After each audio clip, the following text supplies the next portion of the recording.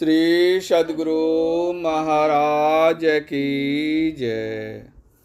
संत सद्गुरु महर्षि मही परमहंस जी महाराज का प्रवचन। मंदो गुरु पद कंज कृपा सिंधु नर रूप हरे महामोहतम पुंज जासु वचन रवि कर निकर। प्यारे लोगों, यह तो अच्छी तरह से विदित हो ही चुका है कि यहाँ मास ध्यान साधना होती है। ध्यान करने के लिए यहाँ जितने लोग एकत्र हैं, समय बांट बांट कर ध्यान करते हैं और शरीर की जो आवश्यकता होती है उसकी पूर्ति में भी समय लगाते हैं। यह बड़ी अच्छी बात है।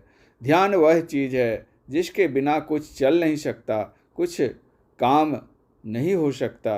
बच्चे स्कूल में पढ़ते हैं तो अध्यापकगण कहते हैं कि ध्यान देकर पढ़ो, जो कहता हूँ ध्यान देकर सुनो, ख्याल नहीं बांट कर पढ़ो।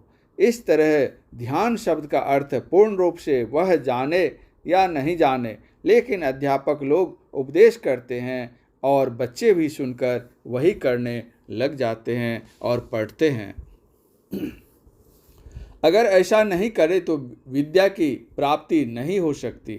ध्यान साधना से परमार्थ की ओर जाते हैं तो यह जिज्ञासा होती है कि अपने कौन हैं, यह जानो, और अपने जो हैं उससे भी कोई बड़ा है या नहीं। अपने को जानने के लिए लोग सोचते हैं मैं अज्ञ हूँ, सब बातों को नहीं जानता हूँ, बहुत कम बातों को जानता हूँ। जो सब बातों को जानते हैं वे भी कोई हैं या नहीं हैं। सब बातों को जानने वाले वही हो सकते हैं जो सर्वज्ञ कहलावें। सर्वज्ञता कोई मामूली बात नहीं है।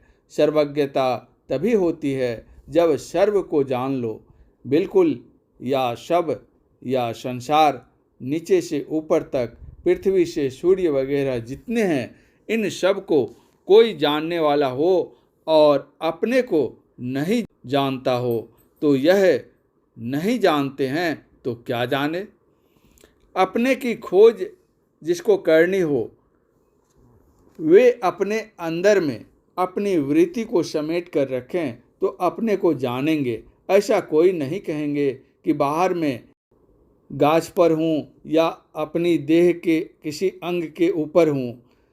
यह ख्याल में अवश्य आता है कि मैं अपने शरीर में हूँ। शरीर के अंदर में जाने के वास्ते बाहर के दृश्यों को छोड़ दें और शरीर के अंदर अपने को पाने की कोशिश करें तो सर्वज्ञता आ सकती है।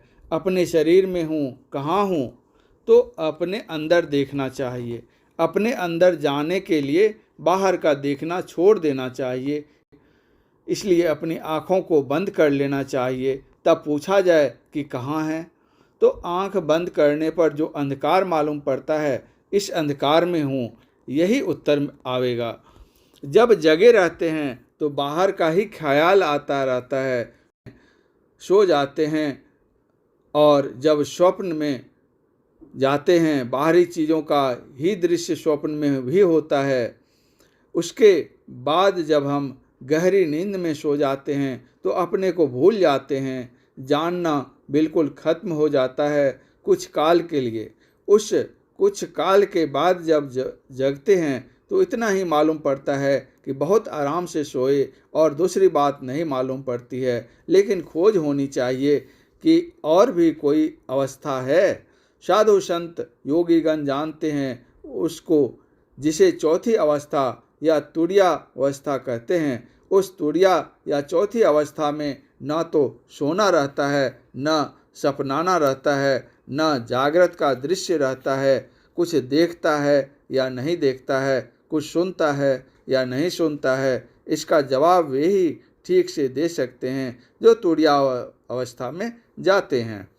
उस अवस्था में जो जाते हैं वे कहते हैं कि हाँ, तुरिया अवस्था में भी देखा जाता है और सुना जाता है। जो देखा जाता है उसको दिव्य ज्योति और ब्रह्म ज्योति कहते हैं। जो सुना जाता है उसको दिव्य नाद और ब्रह्मनाद कहते हैं। यह तुरीय अवस्था ऐसी अवस्था है जहाँ से यह संकेत मिल जाता है कि जो अंदर में देखा सुना जाता है वह बाहर के दृश्य से अत्यंत भिन्न है। अपने अंतर में देखते रहो तब भी अपना पता नहीं लगता है, सुनते रहो तब भी अपना पता नहीं लगता है। पता कब लगता है? जब देखना समाप्त हो जाता है और सुनना भी समाप्त हो जाता है। मतलब यह है कि वह तुरीय अवस्था में भी नहीं रहता है। दिव्य ज्योति या दिव्य शब्द खत्म हो जाए ऐसी वह तुरीयातीतावस्था है। उस चौथी अवस्था से ऊपर पांचवी अवस्था तुरीयातीतावस्था है। उसमें अगर कोई चला जाए तो उसको शरीर का ज्ञान नहीं रहेगा और चारों अवस्थाएं भी नहीं रहेंगी। अब ज्ञान होगा कि मैं तुरीयातीतावस्था में रहने वाला हूँ। उस अवस्था में हाथ पैर अंग प्रत्यंग कुछ नहीं है, लेकिन जो कुछ है वही कहलाता है आत्मस्वरूप। वह ईश्वर का अंश जीवात्मा है। वह जीवात्मा मानने लग जाता है कि मैं हूँ, सदा से हूँ और दुरुस्त हूँ। चारों अवस्थाओं का अंत ध्यान करने से होता है। यह अवस्थाएं बदलती हैं तब जब खूब अच्छी तरह से ध्यान करें। आप लोग जो कोई ध्यान करने आए हैं, महीने भर ध्यान करेंगे तो समझिए कि तुरीयातीतावस्था में जाना बहुत आवश्यक है।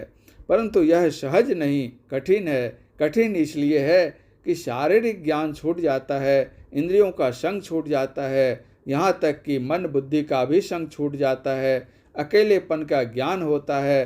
तब जो कुछ है वह न कहा जा सकता है, न समझाया जा सकता है। यह वही है जो आप अपने हैं। हर एक आदमी को चाहिए कि उस आत्मस्वरूप को जाने। संत मत यहाँ तक कि ज्ञान देता है। यह आत्मज्ञान हो जाने पर फिर एक शरीरस्थ आत्मा दूसरी शरीरस्थ आत्मा से भिन्न है। यह भिन्नता की दृष्टि ही जाती रहती है। भिन्नता की दृष्टि जाने पर या भिन्नता के ज्ञान का अंत हो जाने पर सर्व जगत या सर्व में जो एक परमात्मा है उसका प्रत्यक्ष ज्ञान होता है। आत्मा जब तक बंध दशा में अर्थात जब तक पिंड ब्रह्मांड की बंध दशा में रहती है तब तक उसको भिन्नता मालूम होती है कि मैं भिन्न हूँ, परंतु तुरीयातीतावस्था में पहुँचने पर वही होता है। सो तुम ताही तो ही नहीं भेदा, वारी बीची इव गावही वेदा। गोस्वामी तुलसीदास जी। तब यह हो जाता है। संत मत यहाँ तक का ज्ञान देता है और जैसे सीढ़ी दर सीढ़ी चढ़कर कोई नीचे से ऊपर चला जाता है, उसी तरह से अंतर में भी सीढ़ियाँ हैं। जागृत से स्वप्न में, स्वप्न से सुषुप्ति में जाते हैं। इन तीनों से परे तुरी में जाओ और तुरी से तुरीयातीतावस्था में जाओ।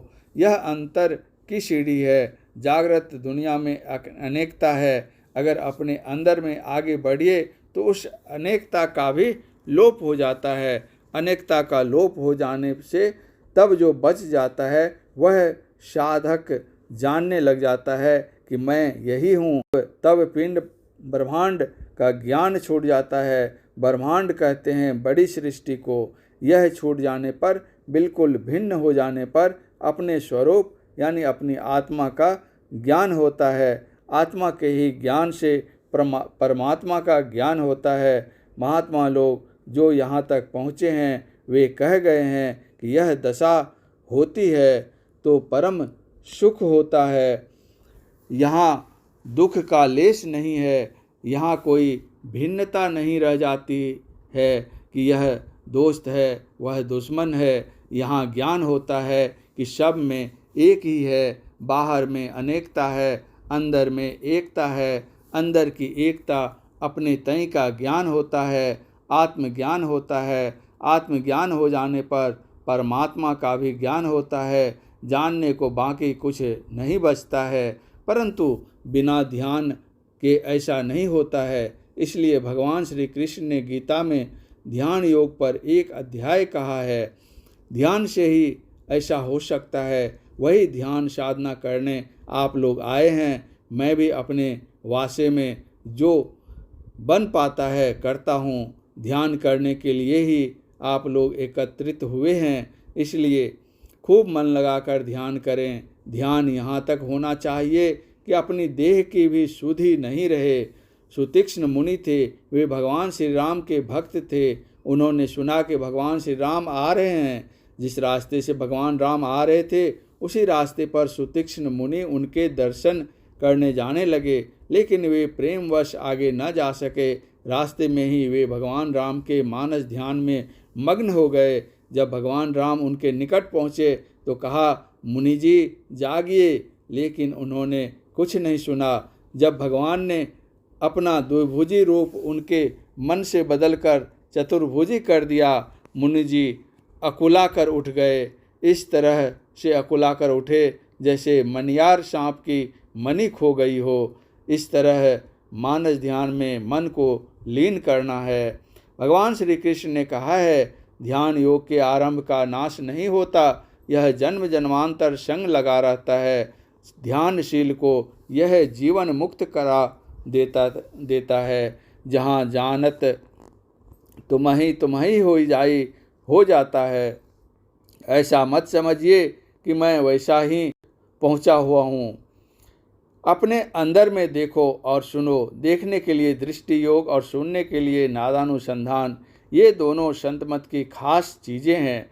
देखे बिना सुना नहीं जाता। आकाश में जब बादल लगता है तो पहले बिजली चमकती है, फिर ठनके की आवाज़ सुनने में आती है। देखना और सुनना, इन दोनों क्रियाओं के पहले कुछ जप करना चाहिए। गुरु के बताए मंत्र का जप करना चाहिए। जप में सबसे श्रेष्ठ मानस जप है। ध्यान में अपने इष्ट के रूप का ध्यान करना चाहिए। मानस ध्यान के रूप में जो पसार है, उस पसार को छोड़कर तब जो देखने में आता है वह बिंदु है। बिंदु वह है जो स्थान रखता है पर परिमाण नहीं।